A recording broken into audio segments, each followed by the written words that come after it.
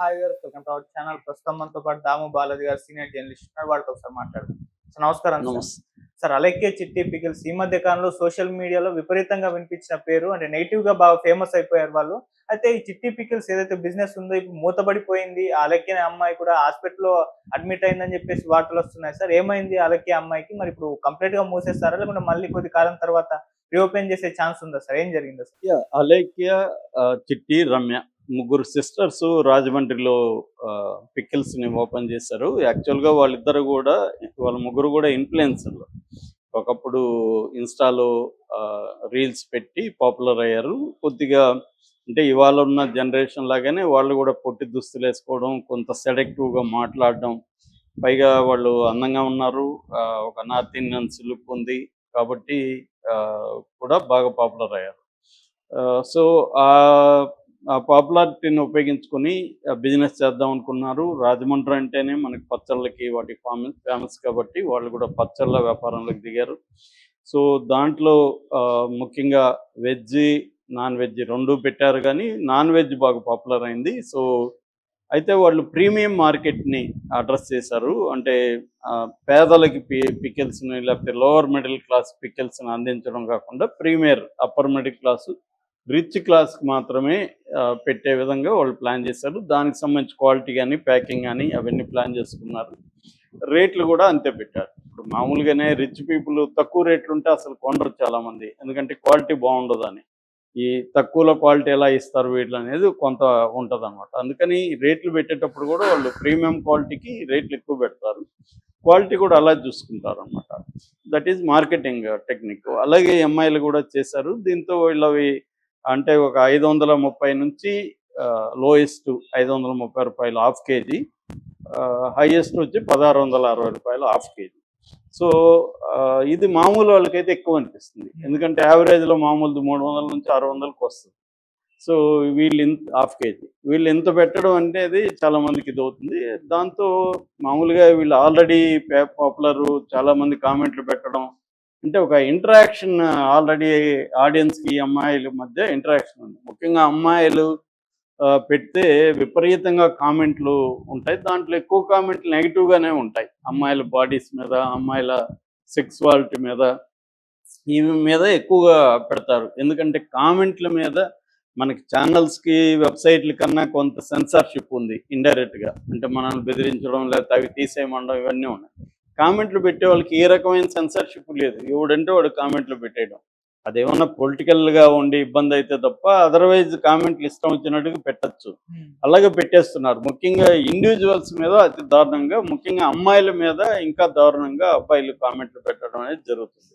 రివర్స్లో అబ్బాయిల మీద అమ్మాయిలు అలా పెట్టరు, కానీ అమ్మాయిల మీద పెడతారు. దానికి ప్రధాన కారణం మన పితృస్వామ్యం ఇది. అమ్మాయిలంటే తక్కువ చూపు, రెండోది అమ్మాయిలంటే సెక్సువల్ ఆబ్జెక్ట్స్ అనే ఒక ఫీలింగ్ ఉండడం, దీనివల్ల అబ్యూజివ్ కామెంట్స్ ఎక్కువ ఉంటాయి. అలాగే వీళ్ళు కూడా వందల వేల అబ్యూజివ్ కామెంట్స్ ఫేస్ చేయడం మొదలుపెట్టారు. At the same time business కూడా సక్సెస్ అయింది. దీంట్లో వాళ్ళ ఫ్రస్ట్రేషన్ పిక్ అయ్యి వాళ్ళు కూడా ఎలాగ తయారయ్యారంటే, మనం వీళ్ళ లాంగ్వేజ్లో ఉన్న వీళ్ళకి సమాధానం చెప్పాలి అనేది వాళ్ళు కూడా డిసైడ్ అయ్యారు. మనకు కూడా ఇప్పుడు కొన్ని కామెంట్స్ చూసినప్పుడు మనకు కూడా బూతులు తిట్టాలనిపిస్తుంది.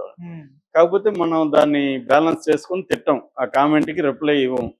మన ఛానల్ ఫర్ ఎగ్జాంపుల్ చాలా కామెంట్లు రకరకాలుగా వస్తుంది, మనం ఎవరు కూడా ఛానల్ నుంచి రిప్లై ఇవ్వము. ఎందుకంటే అదొక బ్యాడ్ గేమ్. అది మనం స్టార్ట్ చేస్తే అదొక ట్రాప్, దాంట్లోకి ఇరుక్కుంటాం. కానీ అమ్మాయిలకి మరి ఎక్స్పీరియన్స్ లేదా, లేకపోతే సలహా ఇచ్చేవాళ్ళు లేరా, ఆ ట్రాప్లో ఇరుక్కున్నారు. వాళ్ళు కామెంట్లు పెట్టేవాడు ఒక ట్రాప్ వేస్తాడు, నువ్వు ఆ ట్రాప్లోకి వెళ్ళకూడదు. కానీ వీళ్ళు వెళ్ళిపోయి అదే పద్ధతిలో వాళ్ళకి కామెంట్లు వీళ్ళు కూడా రివర్స్లో పెట్టడం మొదలైంది. అలాగే ఏమైపోయిందంటే అది ఇంకా రేట్లు ఎవరైనా ఎక్కువ అన్నా కూడా వీళ్ళకి కోపం వచ్చేసే పరిస్థితులకి వెళ్ళిపోయారు.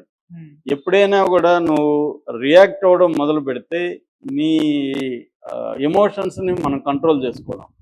మనం బిగినింగే ఆ ట్రాప్లోకి వెళ్ళకూడదు. ఒకసారి వెళ్ళినాక మనల్ని ఆపుకోలేం. ఫేస్బుక్లో కానీ ట్విట్టర్లో కానీ మనం చూస్తుంటే కామెంట్లు వార్ జరుగుతుంటుంది. ఈ వార్ అనేది నెవర్ ఎండింగ్ బిజినెస్. అది డర్టీగానే వెళ్ళిపోతుంది, ఇంకా మురికిగా వెళ్ళిపోతుంది. సో ఇది చాలామంది చేస్తుంటారు.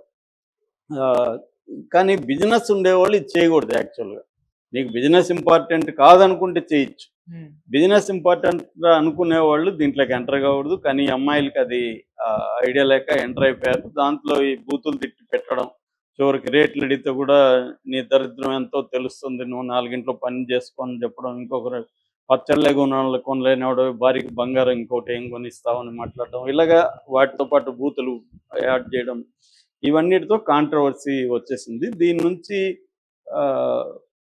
రివర్స్లో ఒక 32,000 మంది వీళ్ళ వాట్సాప్ బిజినెస్ అకౌంట్కి రిపోర్ట్లు కొట్టారు. అట్లాగే మిగతా అకౌంట్స్కి కూడా వేల మంది కొట్టేసరికి వాళ్ళు దాన్ని పాజ్లో పెట్టేశారు, సస్పెండ్ చేశారు. దానివల్ల ఇప్పుడు ఏమైందంటే వీళ్ళ వ్యాపారం అంతా కూడా ఆన్లైన్ బేస్డ్ వ్యాపారం.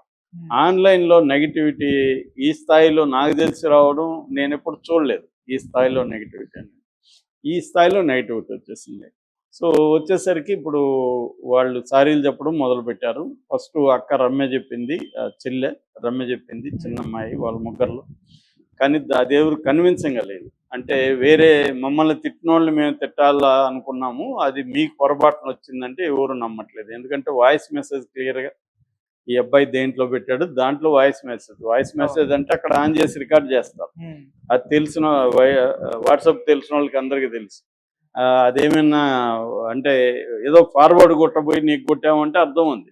కాబట్టి ఇది రాంగ్. అది వాళ్ళు అక్కడ నిజాయితీగా ఒప్పుకోలేదు. దాని తర్వాత ఇంకా ట్రోల్స్ పెరిగాయి. మిగతా ఇన్ఫ్లుయెన్సర్లు అందరూ కూడా దీన్ని ఉపయోగించుకొని పెద్ద ఎత్తున చేయడం మొదలుపెట్టారు. ఇది యూట్యూబ్కి ప్రాకింది.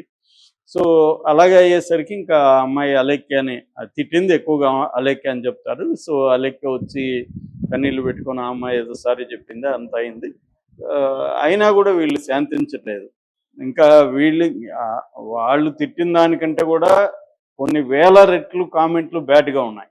అంటే అమ్మాయిల సెక్సువాలిటీ, మీరు మమ్మల్ని పెళ్లి చేసుకోండి, మాతో గడపండి, లేకపోతే మిమ్మల్ని ఆర్డర్ మేము ఇస్తామని, మిమ్మల్ని మేము కొనుక్కుంటామని, ఇలాగ రకరకాలుగా ఏదో వాళ్ళకు తప్పు చేసి ఉండొచ్చు, కానీ తిట్టడం అనేది తప్పు చేసి ఉండొచ్చు. ఆ తప్పుకు కూడా మళ్ళీ నేపథ్యం ఉంది. వందల వేల తిట్లుని భరించలేక వాళ్ళు అది చేశారు. అది మోరల్ యాంగిల్లో కరెక్టే. ఎందుకంటే నువ్వు నన్ను ఒకటి తిట్టినప్పుడు నేను ఎందుకు తిట్టకూడదు, అమ్మాయి అయితే నేను భరించాలా అన్న యాంగిల్లో, మోరల్ యాంగిల్లో వాళ్ళు తిట్లు కరెక్ట్. కాకపోతే ఆ తిట్లు ఎవరిని తిట్టుండాలి, తిట్టిన వాళ్ళని తిట్టాలి. రేట్లు ఎక్కువ ఉన్న వాళ్ళని ఆ యాంగిల్లో తిట్టడం మళ్ళీ కరెక్ట్ కాదు. బిజినెస్ యాంగిల్ అయితే అసలు స్పందించడమే రాంగ్. ఎవరిని తిడితే వదిలేసుకుంటా వెళ్ళాలి, పట్టించుకోకూడదు బిజినెస్ యాంగిల్. అసలు మీరు దానికని ఒక పర్సన్ పెట్టేసుకోవాలి, కుదిరితే వాళ్ళే చూసుకుంటారు. ఇప్పుడు మార్కెటింగ్ పర్సన్స్కి ఇవన్నీ తెలుసు ఎలా డీల్ చేయాలో. ఇది అందరికీ వర్తిస్తుంది. మనం మామూలుగా కూడా కస్టమర్ సర్వీసులు అమ్మాయిలు ఉంటే చాలామంది ఫోన్లు చేసి అమ్మాయిలతో కబుర్లు పెట్టుకోవడం, అమ్మాయి పర్సనల్ నెంబర్లు అడగడం, ఇవన్నీ మనకి చూస్తూనే ఉన్నాం. సో ఇది చేస్తూ ఉంటారు చాలామంది. అబ్బాయిలకి ఇదే పని, ఎక్కడ అమ్మాయి నెంబర్ దొరికితే ఆ నెంబర్కి ఫోన్ చేసి ఆ అమ్మాయిని ట్రాక్ చేయాలని ట్రై చేస్తుంటారు. కాబట్టి ఇప్పుడు వీళ్ళు స్పందించింది లేటుగా అయిపోయింది. ఇప్పుడు ఈరోజు ప్రకటించారు మేము మూసేస్తున్నామని, అది దురదృష్టకరం.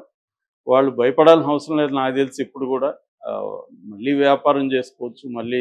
ఎందుకంటే